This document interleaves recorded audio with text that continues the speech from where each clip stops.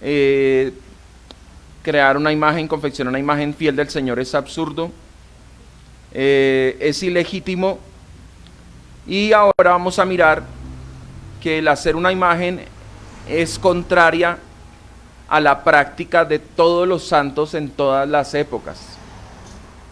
Es contraria a la práctica de todos los santos de todas las épocas. Si miráramos desde el principio de la creación,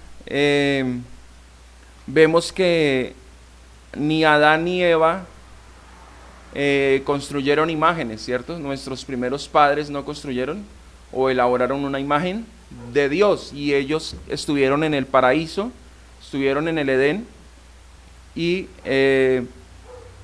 vemos que no, ellos no fabricaron ninguna imagen. Lamentablemente, después de la caída es que viene la idolatría y viene específicamente la elaboración de imágenes. William, le dice a Santiago lo que yo le dije en su merced, ¿por qué no? Entonces,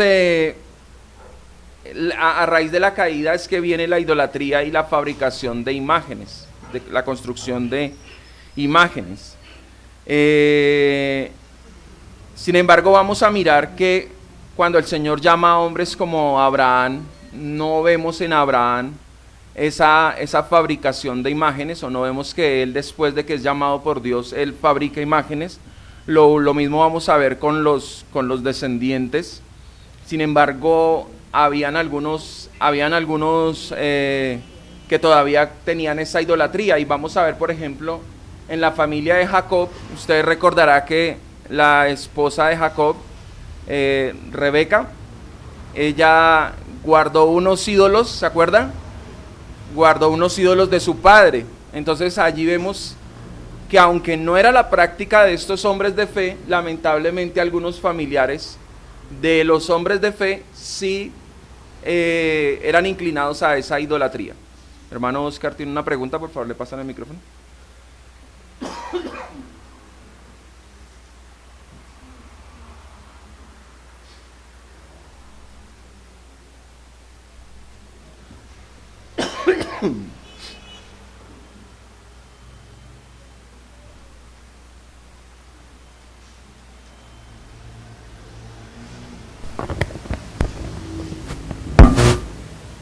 Buenos días, hermano. Es una pregunta histórica sobre la iglesia tradicional, la iglesia católica.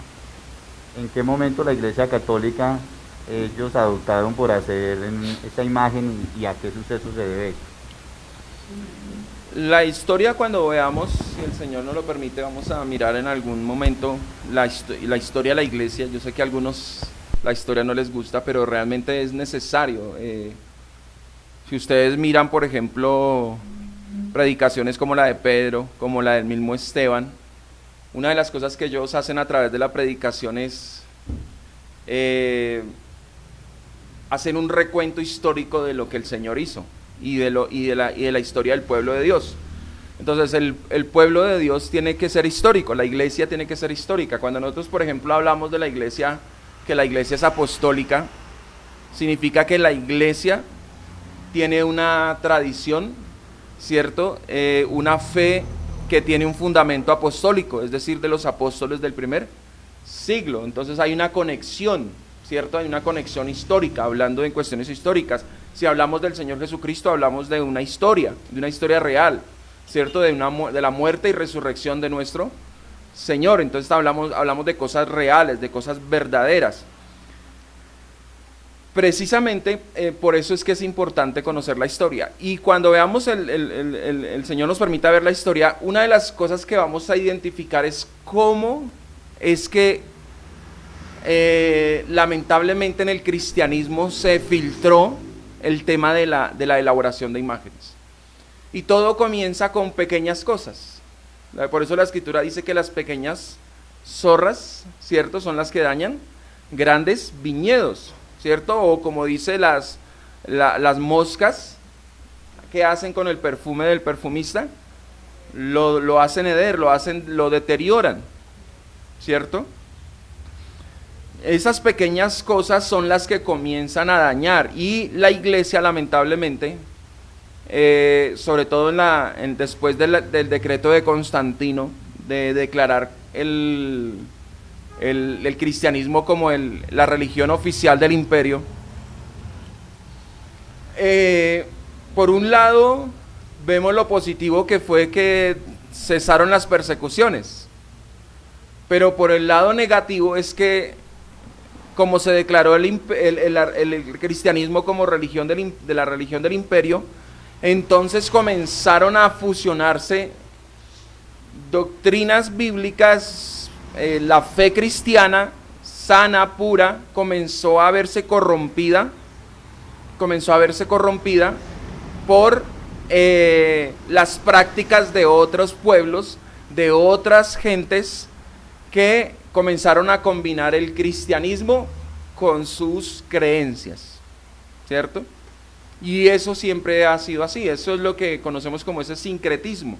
El sincretismo es precisamente converger diferentes ideas, filosofías, diferentes enseñanzas o diferentes fe, ¿cierto? Una fe, revolverla con otra. Y eso, pues, lamentablemente ya se convirtió en algo, inclusive ya es parte del ADN del catolicismo. Si ustedes conocen la historia, por ejemplo, cuando el catolicismo llegó a América, lo que se hizo fue que los católicos traían su fe, pero la fueron también adaptando a los pueblos indígenas. Entonces, una de las razones por las cuales hay tantas vírgenes y tantos Cristos, ¿cierto? El Cristo negro, el Cristo, sí, todo eso es diferente, y las vírgenes también, es porque lo que se hace es fusionar una fe, una supuesta fe que traía el catolicismo, fusionarla con las prácticas de los pueblos.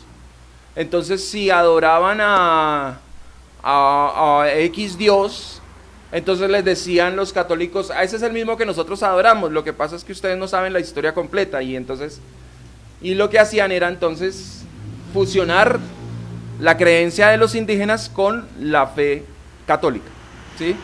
Y pues eso fue lo que sucedió, ya yendo un poco más atrás, después del siglo III, siglo IV, en el siglo IV específicamente, comienza a haber esa fusión de las diferentes religiones en el momento, en el mundo, con la fe cristiana.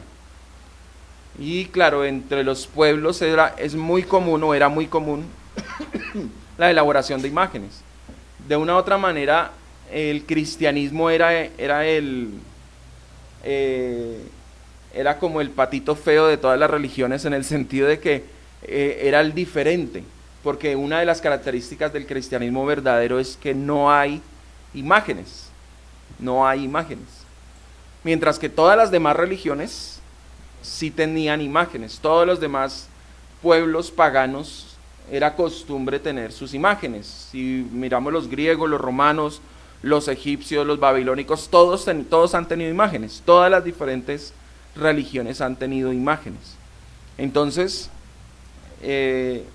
al fusionarse esto, entonces lo que comienza es a infiltrarse estas creencias, y ellos, los que supuestamente se volvían cristianos, traían esas costumbres y esa idolatría en el corazón. Entonces pues no aguantaron la tentación de no hacer imágenes, estando supuestamente ya dentro del cristianismo, y esto es a causa del sincretismo. Eso pues precisamente da también lugar a que nosotros demos cuenta que lo importante de tener una fe clara, una fe específica, ¿no? Por eso, por ejemplo, nosotros tenemos una confesión de fe que nos ayuda a definir en qué creemos y que no nos vamos a mover de ahí, de tal manera que el que viene pues tiene que adaptarse, y si no se adapta pues lo sentimos, pero pues no puede ser recibido como miembro de esta iglesia, ¿cierto? Además que se supone que los que son recibidos como miembros de la iglesia deben ser verdaderos creyentes, verdaderos hombres o mujeres que tienen una fe verdadera, una fe basada en la escritura. Entonces, lamentablemente esa es la historia del cristianismo, y claro, nosotros conocemos hoy el catolicismo y lo vemos ya un resultado, pero esto es la historia del cristianismo. que es una vertiente, del camino verdadero, del camino recto, se desvió, ¿cierto? Se desvió la fe, se desviaron algunos, y esto pues lamentablemente siempre ha sucedido.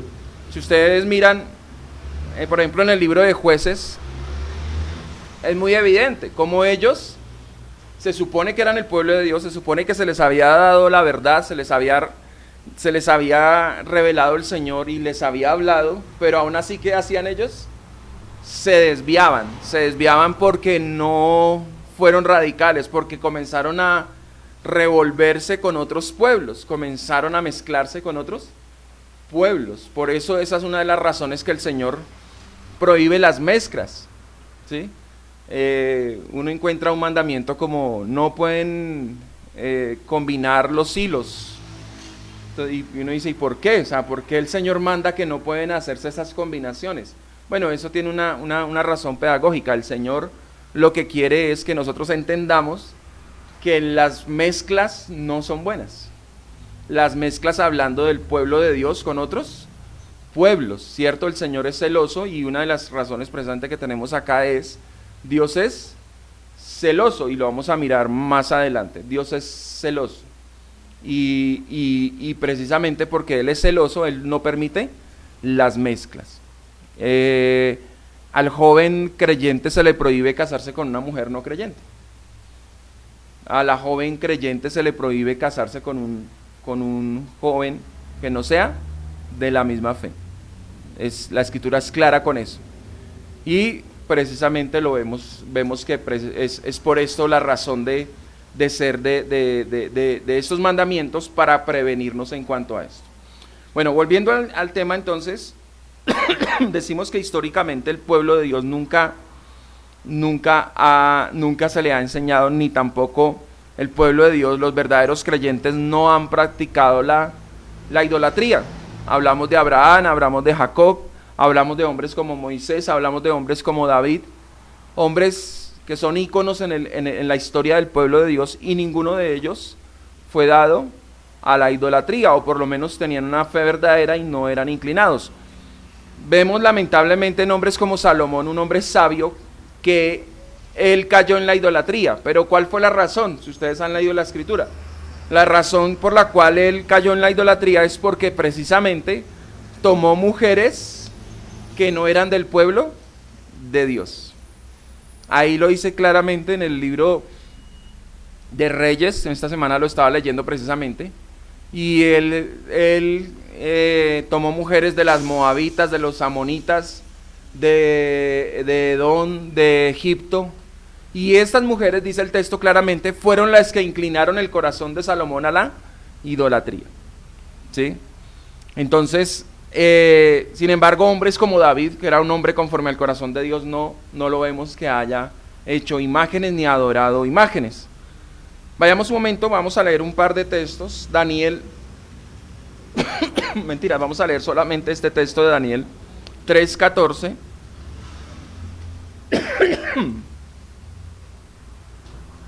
Un ejemplo de hombres que precisamente con una fe verdadera no accedieron al inclinarse a adorar imágenes. Daniel 3:14 dice la Escritura: habló Nabucodonosor y les dijo, es verdad, Sadrach, Mesach y Abednego, que vosotros no honráis a mi Dios ni adoráis la estatua de oro que he levantado. Entonces ellos son confrontados por el mismo Nabucodonosor, que había decretado que debían adorar la imagen, y ellos se negaron a hacerlo, y por eso son interrogados. Y luego Nabucodonosor les dice en el verso 15: ahora pues estáis dispuestos para que al oír el son de la bocina, de la flauta, del tamboril, del arpa, del salterio, de la zampoña y de todo instrumento de música os postréis y adoréis la estatua que he hecho, porque si no la adoraréis, en la misma hora seréis echados en medio de un horno de fuego ardiendo. ¿Y qué Dios será aquel que os libre de mis manos? Sadrach, Mesach y Abednego, dice el verso 16, respondieron al rey Nabucodonosor diciendo: no es necesario que te respondamos sobre este asunto. He aquí nuestro Dios, a quien servimos, puede librarnos del horno de fuego ardiendo y de tu mano, oh rey, nos librará. Y si no, sepas, oh rey, que no serviremos a tus dioses, ni tampoco adoraremos la estatua que has levantado. ¿Qué tan radical debe ser un creyente en cuanto a este asunto? Ahí lo vemos claramente. Ahí lo vemos claramente. Estos hombres estaban dispuestos a ser quemados en el horno ardiente. Estaban dispuestos a morir inclusive con tal de no doblegarse ante la estatua, ¿cierto? Ante una estatua, ante una imagen. Si nosotros miramos la historia de precisamente en los primeros siglos del cristianismo, vamos a mirar que muchísimos cristianos tuvieron que morir por esta misma causa. Nosotros ya sabemos la historia de Sadrach, Mesach y Abednego, que ellos fueron echados al horno. El Señor lo libró, pero aquí lo importante no es solamente que los libró, sino que ellos estaban aún dispuestos a morir. Y precisamente muchos cristianos fueron muertos y no fueron librados, como en el caso de Sadrach, Mesach y Abednego. El Señor quiso librar a estos tres, pero a otros cristianos, a otros creyentes, no los libró de las manos de los romanos, y prefirieron morir inclusive comidos por los leones antes de postrarse ante los ídolos de los demás pueblos. Como lo he dicho varias veces, a los cristianos se les llamaba ateos por no creer en estos falsos dioses ni en sus esculturas. Hubo un hombre llamado Serafión, el cual se hizo cristiano, pero a este hombre le obligaron a postrarse ante un ídolo. Y cuenta la historia que Serafión, tristemente, se doblegó ante la imagen. ¿Cuál fue la consecuencia para Serafión y para muchos otros? Porque lamentablemente, así como hubo muchos cristianos que murieron, ¿cierto?, por no doblegarse ante las imágenes ni ante las pretensiones del Imperio Romano, así también hubo muchos otros que apostataron de la fe. Y la consecuencia para este hombre, Serafión, es que fue excomulgado de la iglesia, fue expulsado de la iglesia por haberse doblegado ante una imagen. Fue declarado un apóstata. La historia cuenta, y vuelvo y digo, ojalá cuando veamos la historia se van a dar cuenta, la historia cuenta que precisamente para esos años, cerca del año 300, muchos cristianos estaban encarcelados porque no habían querido doblegarse.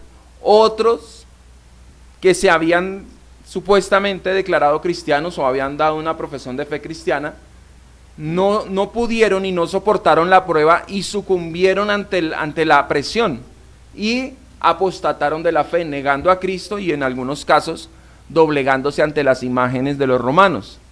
Pero cuando viene Constantino, entonces el decreto de Constantino es que el cristianismo ahora es la religión oficial. Entonces cesa la persecución.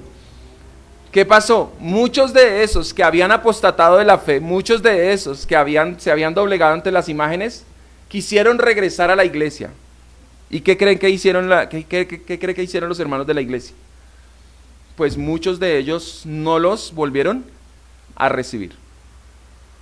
Alguno pensará, uy, pero tan duros, si ellos se arrepintieron. Claro, pues arrepentirse cuando todo es fácil, cuando ya el imperio ha declarado que el cristianismo es la religión del imperio, entonces pues es muy fácil volver a decir que se es cristiano. Entonces esas personas que apostataron regresaron, y inclusive hubo muchas controversias porque habían algunos hermanos que tenían buen corazón y decían, no, pero pobrecitos, recibámoslos, y habían otros radicales que decían, no. A mí me ha puesto a pensar, ¿qué pasaría si nosotros tuviésemos que pasar por esas circunstancias? ¿Se dividiría nuestra iglesia?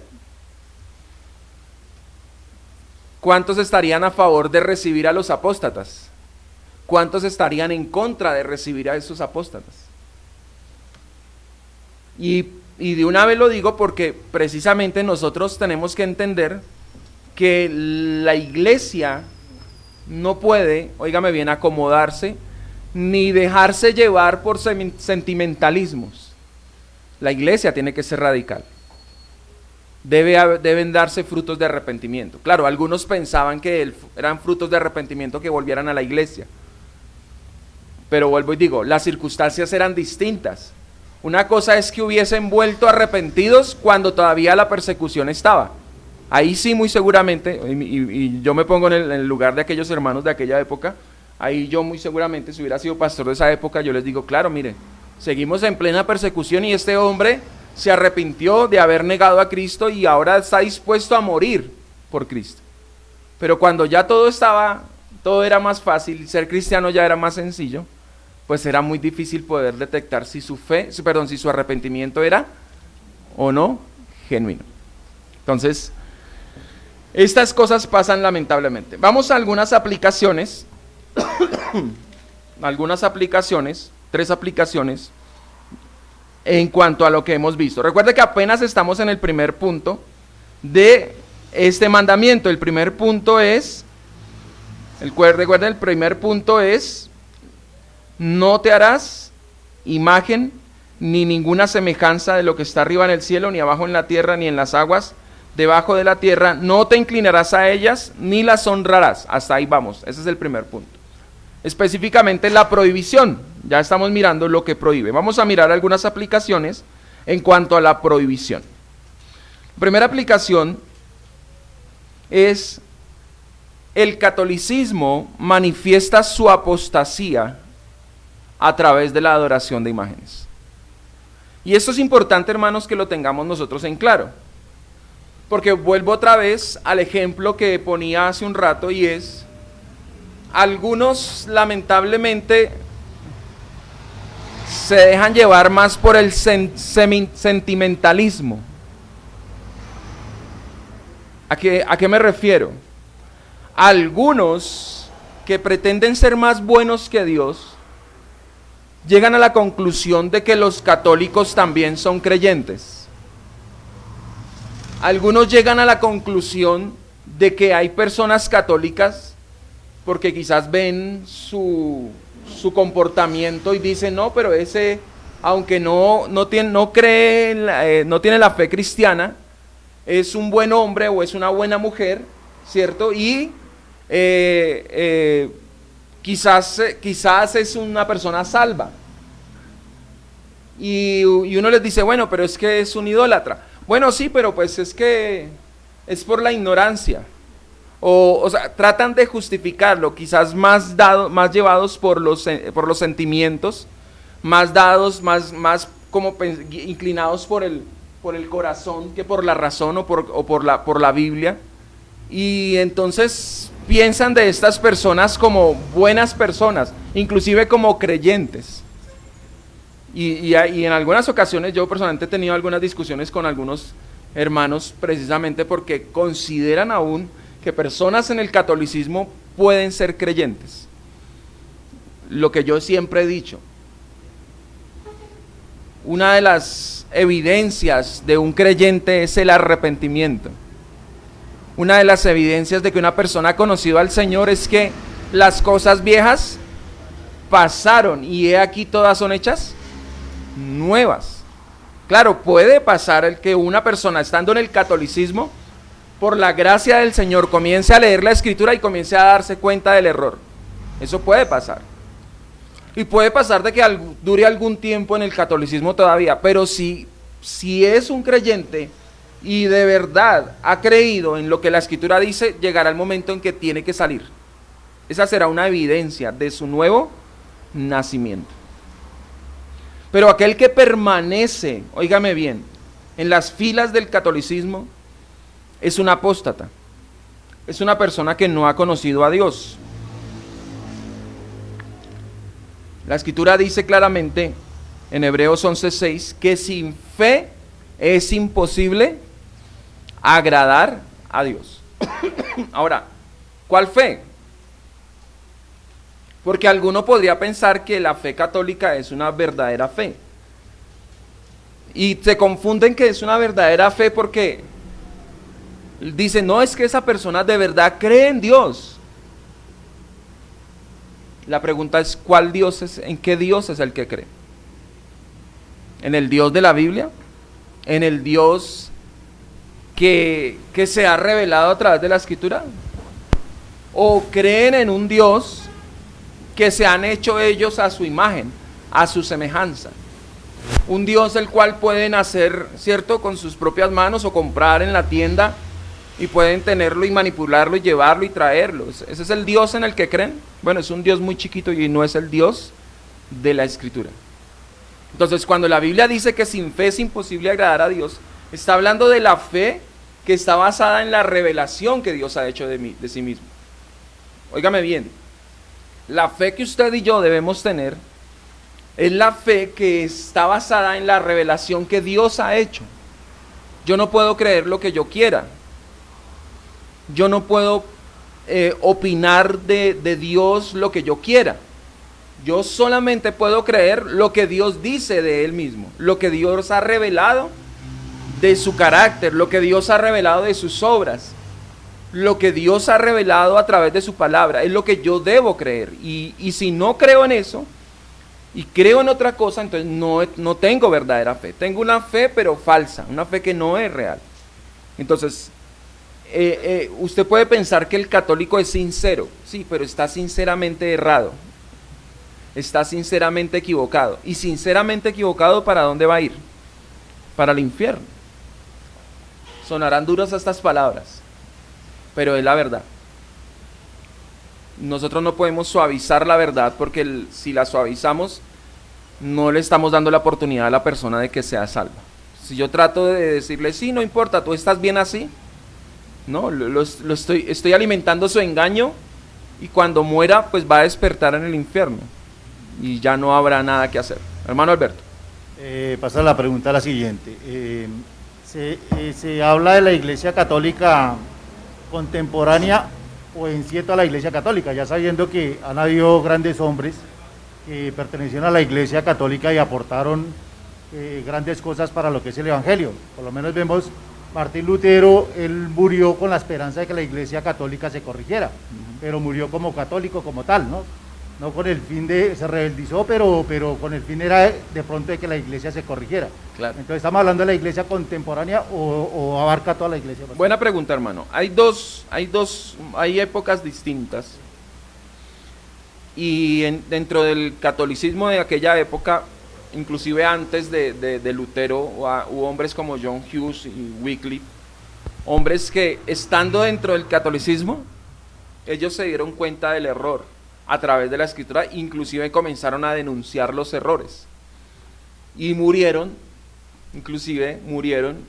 creo que los dos, Wycliffe y Juan Hughes, murieron quemados por el mismo catolicismo, ellos estando dentro del catolicismo, y murieron así porque denunciaron las herejías y la apostasía de la misma iglesia.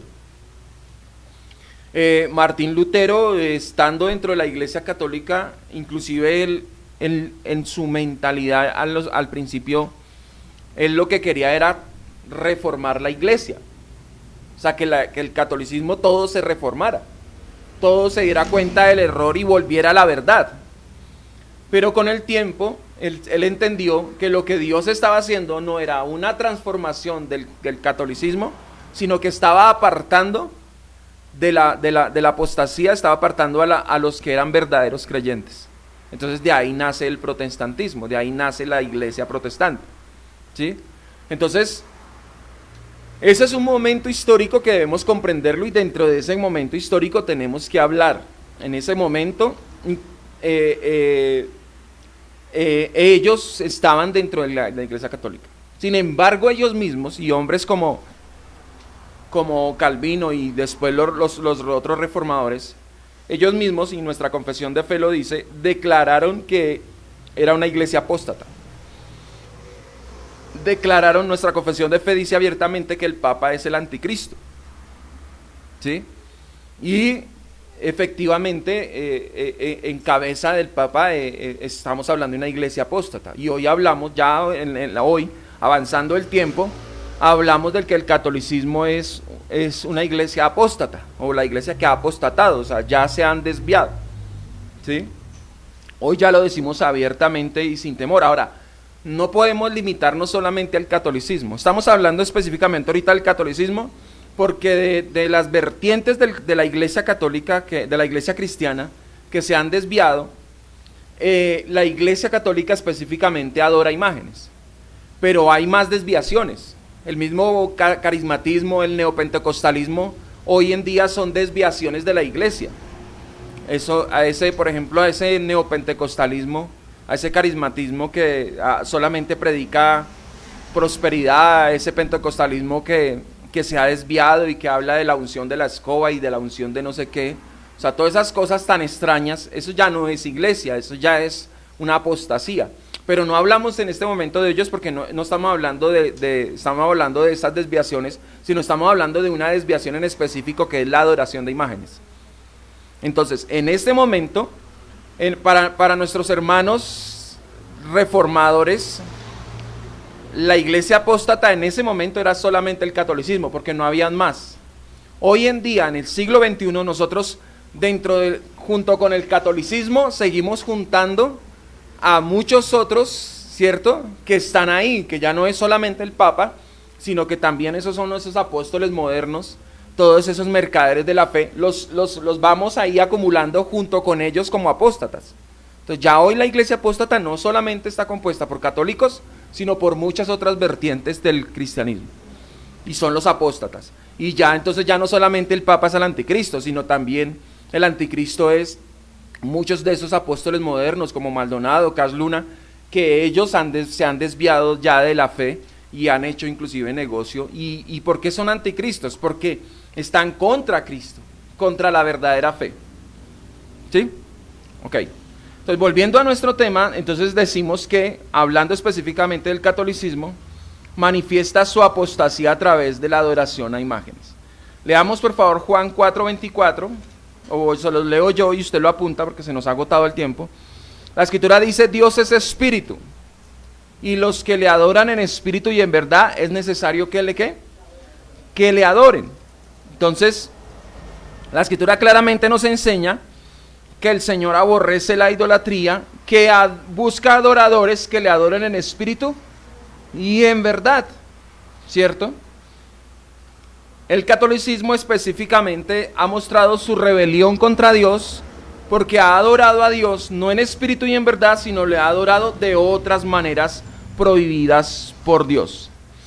Es tan así que el catolicismo lo que hizo fue cambiar los 10 mandamientos. Si usted quizás fue un buen católico o por lo menos hizo juicioso la catequesis, usted recordará que le enseñaban los 10 mandamientos. Y dentro de los 10 mandamientos no está este segundo mandamiento que dice Éxodo capítulo 20, versículo 5. No está. No está la prohibición de hacer imágenes. Lo cambiaron. Y hay otro mandamiento, creo que es el santificar las fiestas, creo que es. Santificar las fiestas. ¿De dónde sacaron eso? No lo sacaron de la Biblia. Claro, y tuvieron que sacarlo para poder, ¿qué? Justificar la adoración a las imágenes. Hay más evidencia precisamente de su apostasía. Primera carta de Corintios 6:9 dice: ¿no sabéis que los injustos no heredarán el reino de Dios? Primera de Corintios 6:9.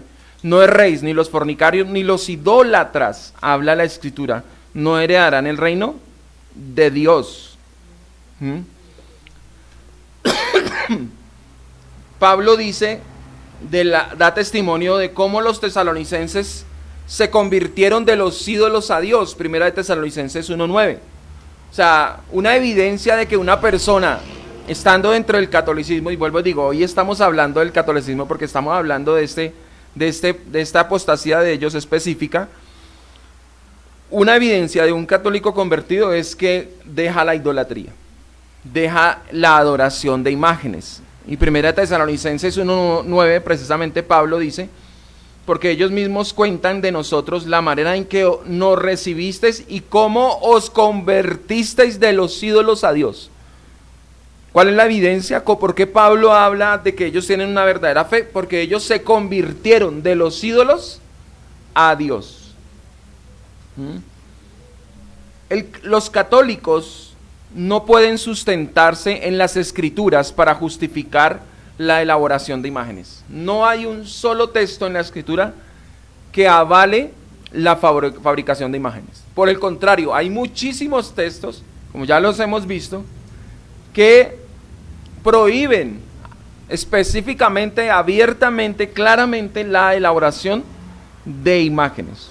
Es tanta la necedad del catolicismo que en uno de sus concilios dicen que se puede aprender más a través de una imagen que a través del estudio de las Escrituras. En uno de los concilios católicos dicen que se puede aprender más a través de una imagen que a través de del estudio de las Escrituras. Imagínese eso. ¿Qué puede aprender usted a través de una imagen? Y usted que ahora está leyendo la Escritura, dígame, ¿qué tanto ha aprendido? Hermano Alberto. Pastor, no, como aporte. Yo precisamente como estaba tratando el tema, miraba por lo menos los libros apócrifos. Estaba el libro de sabiduría, eso es 14:12. Dice que el principio de la idolatría es la hechura de imágenes. O sea, incluso se contradicen de lo mismo de que lo que creen. Apócrifos, sí. Exactamente, y eso lo dice un versículo ahí. El principio de la idolatría son las hechuras de imágenes. Entonces sí se contradicen de lo mismo de lo que... Así es. Como les digo, perdón, hay otra pregunta. En casa, hermanita Blanca, prenda la cámara, por favor. Buenos días. Buenos días. Me cae la lista. Bueno, pastor, yo opino que la idolatría en una persona es como la ausencia de Dios en ella, entonces busca como llenar esos vacíos, porque no es solamente un ídolo, digamos, lo que se hace en una imagen de Jesucristo, sino que buscan y añaden cada día aún más. Entonces también es como la obra de Dios en cada persona, cada uno de nosotros, porque antes nosotros éramos lo mismo, idólatras, ¿no? Y Dios, o sea, al llenarnos con su amor, al venir a nuestras vidas, nos dimos cuenta del Dios Espíritu, como hablan las Escrituras, ¿no? Uh-huh. Así es. Bueno, el concilio que les hago referencia dice que se aprende más a través de una imagen que a través de las Escrituras. Sin embargo, mire lo que dice Habacuc 2:18. Habacuc 2:18 y 19. El Señor pregunta, ¿de qué sirve la escultura que esculpió el que la hizo? ¿De qué sirve? La estatua de fundición que enseña mentira para que haciendo imágenes mudas confíe el hacedor de su obra. O sea, ¿de qué le sirve? Y dice, ¿de qué le sirve si es una imagen, hace una imagen muda? ¿Sí? Verso 19, ay del que dice al palo, despiértate, y a la piedra muda, levántate, ¿podrá él enseñar? Pregunta.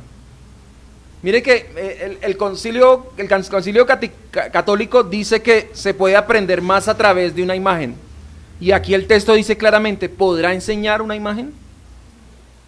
He aquí está cubierto de oro y plata, y no hay espíritu dentro de él. En una imagen no hay espíritu.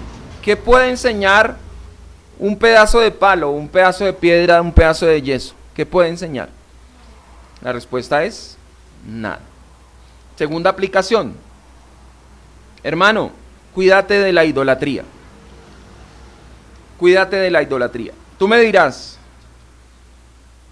no, pastor, no creo que nosotros caigamos en esto. Recuerda que nuestra naturaleza es propensa al pecado. Y a todos los pecados, no solamente a algunos. Si tú estás rodeado de muchos católicos, debes tener ¿qué? Cuidado. Si estás rodeado de muchos católicos, porque eso pasa. Puede que algunos quizás hayamos roto, ¿cierto? Las cuerdas y no tengamos relación mucho con los católicos, pero puede que haya otros que sí. Puede que tú estés rodeado de muchos católicos. El pueblo de Israel cayó en el pecado de la idolatría, ¿por qué? Por estar compartiendo demasiado, precisamente ¿con quiénes? Con pueblos idólatras. Entonces tú pensarías que no, pero si tú estás rodeado de muchos católicos, tienes que tener cuidado. Salmo 106, 35 y 36 dice precisamente del pueblo de Israel, dice, antes se mezclaron con las naciones y aprendieron sus obras y sirvieron a sus ídolos, los cuales fueron causa de su ruina. Claramente, Salmo 106, verso 35 y 36. Claramente la Escritura dice que ellos, por estar junto a estas personas, mezclarse con estas personas, ¿qué hicieron? Aprendieron sus obras. ¿Y qué terminaron haciendo? Terminaron sirviendo a sus ídolos, los cuales fueron causa de su ruina. La presión de tu familia te puede llevar de nuevo a la idolatría.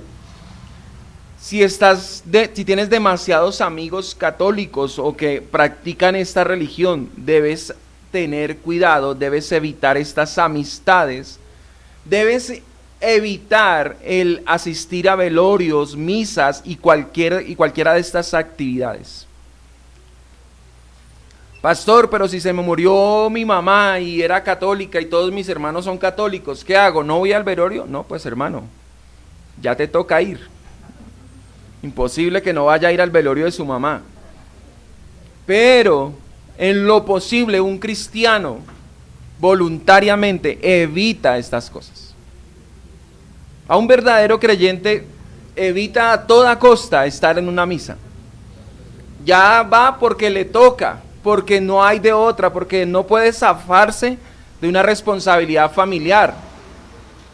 Si son amigos, yo personalmente, si murió un amigo o el familiar de un amigo, voy un ratico a la sala de velación y espero que, si están rezando y eso, espero que ya recen y todo, y después me acerco y le abrazo y le doy el pésame y lo acompaño en su dolor, pero hasta ahí. La Escritura muestra que hay conciencias débiles. Tú puedes quizás tener una conciencia débil en cuanto a eso. Primera de Corintios 8, 9 y 10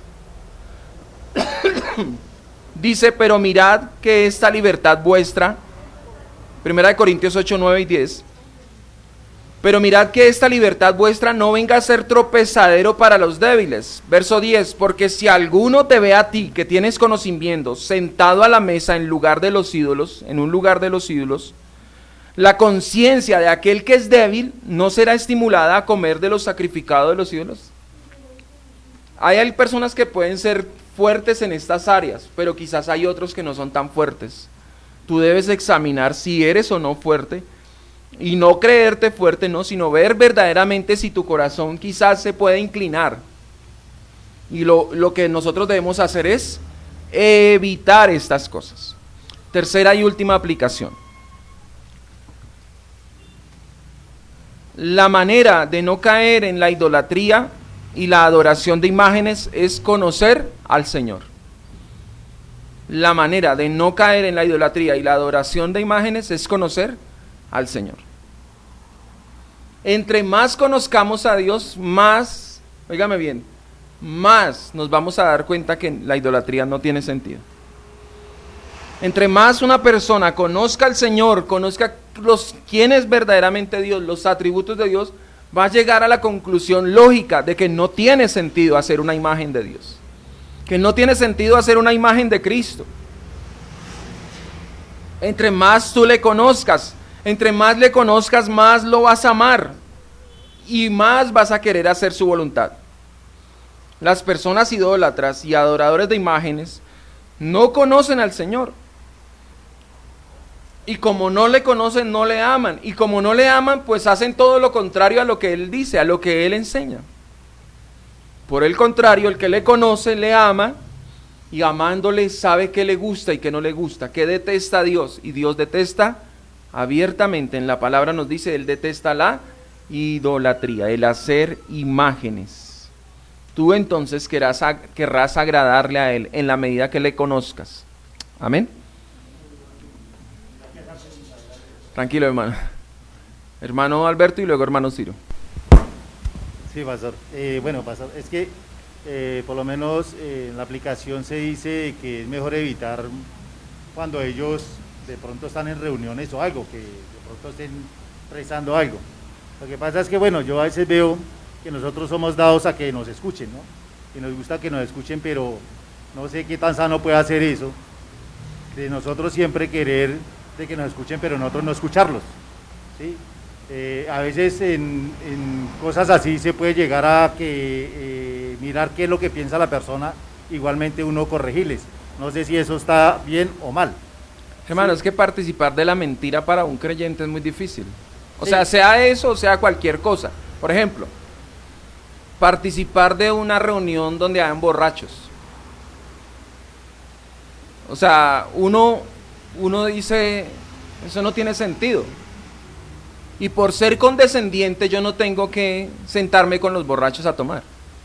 Lo mismo sucede con si están rezando, están en pleno velorio y están rezando, yo personalmente yo no estaría ahí. Ahora, que somos dados a que nos escuchen, pues hermano, porque es que el Dios ha sido en su gracia misericordioso con nosotros, nos ha mostrado la verdad. Nosotros sí tenemos fundamento para decirles. Ellos no, ellos creen en mentiras. Entonces, participar de las mentiras con ellos, hermanos, no tiene mucho sentido. Ahora, otra cosa es ser uno grosero. Eso es distinto. Pero si yo trato de ser, aún en medio de mi desacuerdo con ellos, yo soy respetuoso, y yo quizás me hago a un lado y no participo, pero no estoy siendo irrespetuoso, eso es la actitud correcta.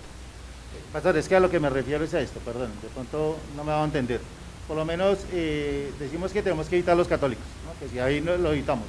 Pero para uno conocer y poder evangelizar tiene que conocer la mentira para hacerles dar a conocer la verdad.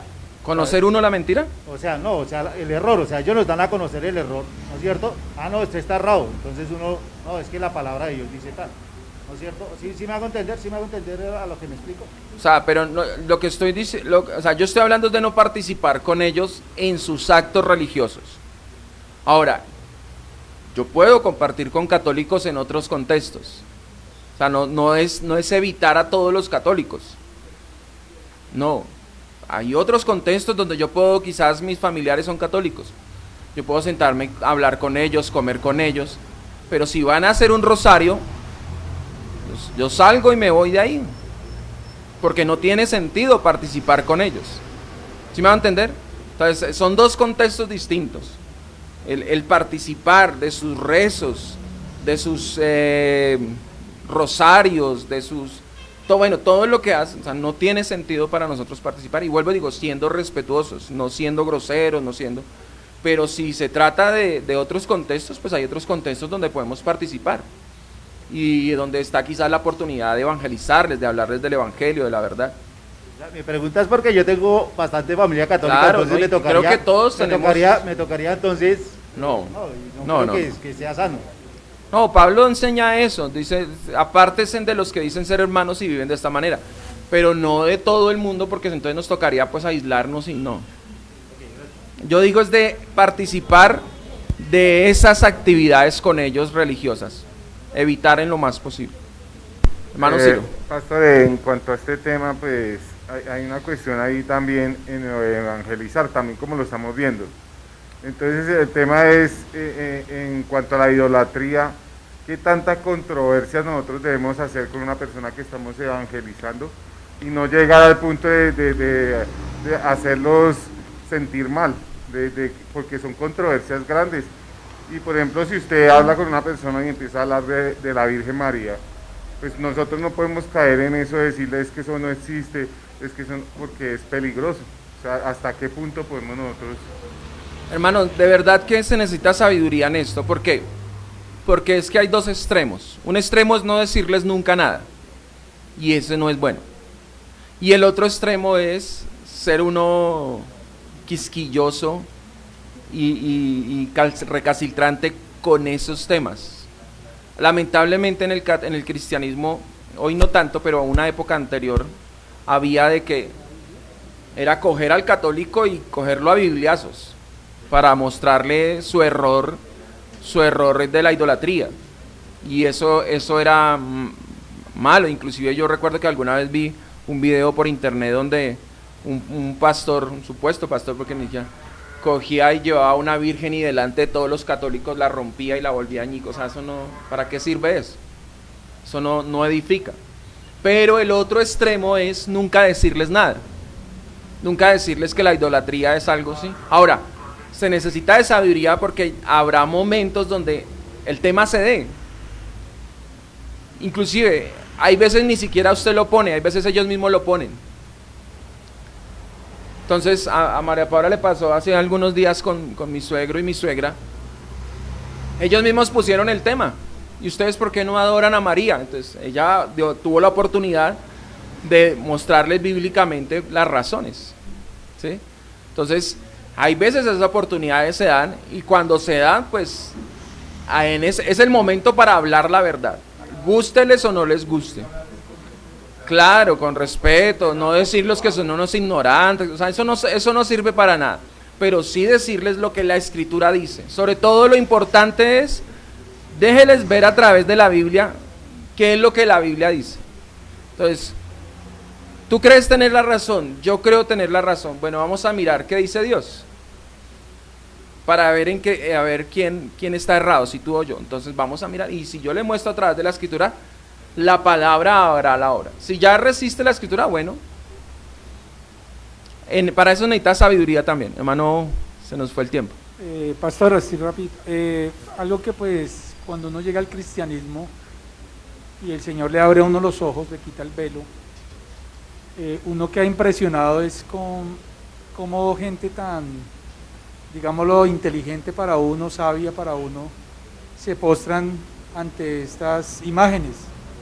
Pues son gente que está totalmente cegada, y cuando el Señor quita ese velo y por medio de la predicación del Evangelio, uno realmente se da cuenta que ha pasado algo en la persona. O sea, uno ve el nuevo nacimiento, porque realmente es absurdo, o sea, es absurdo las imágenes, y o sea, están totalmente cegados, o como estaba uno, o sea, uno se le arrodillaba, les daba besos, y cuando uno ya abre, Dios le permite ver lo que uno hacía, uno dice realmente, o sea, la ceguera es algo impresionante. Es impresionante, sí.